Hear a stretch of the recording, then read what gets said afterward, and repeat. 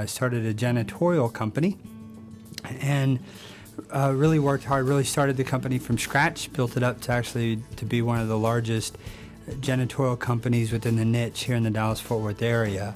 And through the process of starting that company, I realized that janitorial had its positives and had its negatives, and I wanted to sell and to move into something else. 2007 was my first full year with the company, and I was the #1 agent in the country.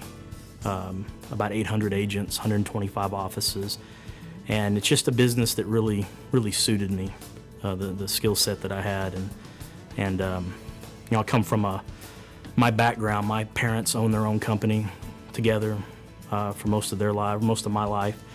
My grandmother, before that, she owned a private school in Pleasant Grove in Dallas. So everybody's got a little bit of that entrepreneurial bug in them. And when I got into this business and selling other people's businesses, I really worked hard to develop a system that was more from a seller's perspective. You cannot see the true story of a business by looking at their profit and loss statement. Cannot see it. That's only one aspect of the company. I began realizing when we got into this business that how we package the business, how we present it to the market is crucial for the business owner to get the best possible price. When I first finally made up my mind that it was time to sell the company, I knew my industry very well, and I knew a lot of people in the industry that would probably be interested in acquiring my company. I kind of put the word out that I was thinking about selling, and just almost immediately I got 2 people that were very interested. I started bargaining with them, and I thought to myself, this is easy. You know, here I got it coming, all I got to do is close out the deal and get the price right. Well, it wasn't as easy as I thought it was going to be. I began to, as I got further into it, find that there's things I didn't know. Of course, I knew my business, and I thought if I ran that, I could surely sell it, you know.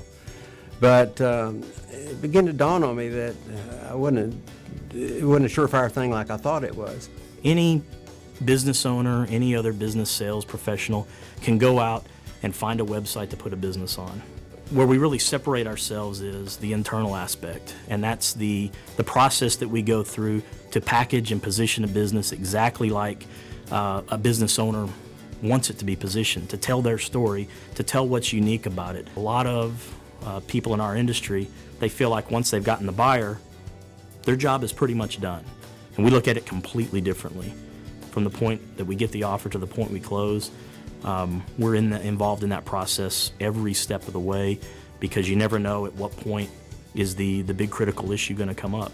We listen to what our sellers are telling us. What's important to them? What are they trying to accomplish? I mean, are they trying to retire? Are they trying to generate a big paycheck to invest in another opportunity?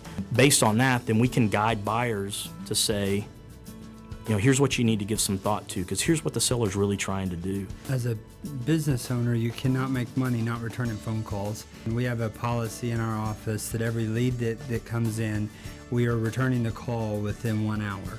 If you're putting your blood, sweat, and tears to build a business that you want to sell, we want to give you the importance to return a phone call and evaluate that company to see if you have the opportunity to sell your business. Our tagline around here is, it's more than a transaction, it's a life transition. And that's what these really are for these business owners. They're taking a major leap from something that they've been doing for maybe 50 years. And they're moving on to that next transition, that next stage of their lives.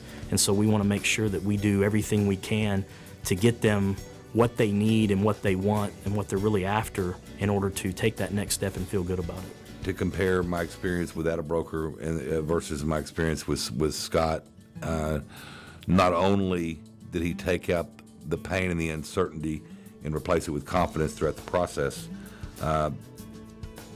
but he negotiated a much better return for me in the sale of the business than I was able to do my first time around. Scott has financing relationships that go beyond acquaintances at banks or knowing which banks do what deals. He's got depth at various positions, and those made a lot of difference throughout the deal. His experience in what he does and the professionalism showed itself through my process many, many times. I never had a doubt that I had the right guy representing me.